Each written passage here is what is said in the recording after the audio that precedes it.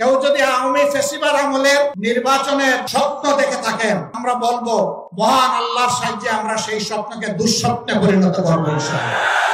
এ স্বপ্ন বাস্তবায়ন হতে দেওয়া হবে না, কোনো প্রশাসনিক কূপ করতে দেওয়া হবে না। লালমনিরহাটের পাটগ্রাম থানায় হামলা চালিয়ে ভাঙচুর ও পুলিশকে আহত করার ঘটনায় এবার বিএনপির উপর চরম ক্ষোভ প্রকাশ করেছেন জামায়াত ইসলামের আমির ডাক্তার শফিকুর রহমান। রংপুরে আয়োজিত এক জনসভায় তিনি হুঁশিয়ারি করে বলেছেন, কেউ যদি ফ্যাসিবাদী আমলের মতো নির্বাচনের স্বপ্ন দেখে থাকেন, আমরা আল্লাহর সাহায্যে সেই স্বপ্নকে দুঃস্বপ্নে পরিণত করব। ভোটকেন্দ্রে কোনো মাস্তানি ও কালো টাকার খেলা সহ্য করা হবে না। গত 4 জুলাই রংপুর জেলা স্কুল মাঠে জামায়াতের বিভাগীয় জনসভায় তিনি এ হুঁশিয়ারি দেন।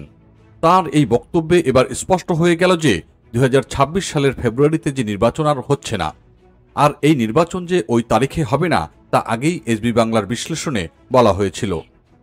রংপুরের জনসভায় জামায়াতে ইসলামের আমির ডাক্তার শফিকুর রহমান আরও বলেছেন, সুষ্ঠু নির্বাচনের জন্য কতগুলো মৌলিক সংস্কার অবশ্যই করতে হবে।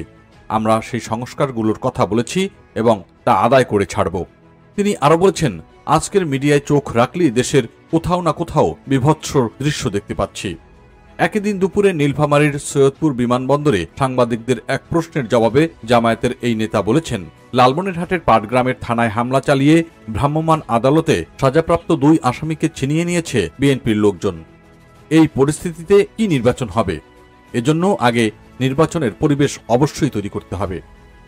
মব সন্ত্রাস নিয়ন্ত্রণের বিষয়ে ডাক্তার শফিকুর রহমান বলেছেন, যাদের লোক তাদের নিয়ন্ত্রণ করতে হবে, শুধু রাষ্ট্রকে সব দায়িত্ব দিলে হবে না। বিভিন্ন দলের লোক যারা জড়িত আছে, ওই দলের মৌলিক দায়িত্ব নিজের কর্মীদের আগে সামাল দেওয়া। এর আগে গত 3রা জুলাই পাথর মহলের রয়্যালিটি নামে চাঁদা আদায়ের অভিযোগে ইজারাদারের 2 কর্মচারীকে ভ্রাম্যমাণ আদালতে সাজা দেওয়ার ঘটনা কেন্দ্র করে লালমনিরহাটের পাটগ্রাম থানায় ব্যাপক হামলা ভাঙচুর চালানো হয়। গত বুধবার রাতে 200 থেকে 250 জনের একটি দল থানায় ঢুকে ভাঙচুর করে সাজাপ্রাপ্ত 2 আসামিকে ছিনিয়ে নিয়ে যায়। অভিযোগ উঠেছে, বিএনপি ও এর সহযোগী সংগঠনের নেতাকর্মীরা এই হামলা চালিয়েছেন। হামলায় থানার ওসি সহ পুলিশের 8 জন আহত হয়েছেন। পুলিশ বলছে, হামলাকারীরা থানার চেয়ার, টেবিল, কম্পিউটার ও ল্যাপটপ ভাঙচুর করে গুরুত্বপূর্ণ নথি তছনছ করেছে। দৈনিক প্রথম আলো অনলাইনের খবরে বলা হয়, লালমনিরহাটের পাটগ্রাম থানায় হামলা ও ভাঙচুরের সময় পার্শ্ববর্তী হাতিবান্ধা থানা ভবন বিএনপির নেতাকর্মীরা অবরুদ্ধ করে রেখেছিল বলে জানিয়েছে পুলিশ। পুলিশের অভিযোগ, হাতিবান্ধা থানা থেকে পুলিশ সদস্যরা যাতে পাটগ্রামে উদ্ধার করতে যেতে না পারেন সেজন্য তাদের অবরুদ্ধ করে রাখা হয়েছিল। এই ঘটনায় সরকারি কাজে বাধা ও হুমকি দেওয়ার অভিযোগে একটি মামলা করেছে হাতিবান্ধা থানার পুলিশ। এতে আসামি করা হয়েছে উপজেলা স্বেচ্ছাসেবক দল, কৃষক দল, যুবদল ও ছাত্র দলের কয়েকজন নেতাসহ মোট 27 জনকে। তবে বিএনপির নেতারা অভিযোগ অস্বীকার করে বলছেন, কি বা কারা এই ঘটনা ঘটিয়েছে তারা কিছু জানেনই না। এতে বিএনপির নেতাকর্মীরাও জড়িত নন। এদিকে রাজনৈতিক সচেতনরা বলছেন, মবের সঙ্গে বিভিন্ন স্থানে জামায়াতের সংশ্লিষ্টতারও অভিযোগ রয়েছে।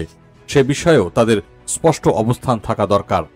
বর্তমানে সারা দেশে একদিকে বৈষম্য বিরোধীদের মব সন্ত্রাস, অন্যদিকে বিএনপি নেতাকর্মীদের একের পর এক সহিংস কর্মকাণ্ডে সাধারণ মানুষ আতঙ্কিত। এসব বিষয়ে বিএনপির কেন্দ্রীয় কমান্ড বারবার হুঁশিয়ারি করে অভিযুক্তদের বিরুদ্ধে ব্যবস্থা নিলেও এসব সন্ত্রাসী কার্যক্রম থামছে না। ফলে বাংলাদেশের রাজনীতিতে আগামীর ভবিষ্যৎ কেমন হবে এবং কতটুকু নিরাপদে থাকবে ক্ষমতাহীন সাধারণ মানুষগুলো তা নিয়ে বেশ সংশয় দেখা দিয়েছে।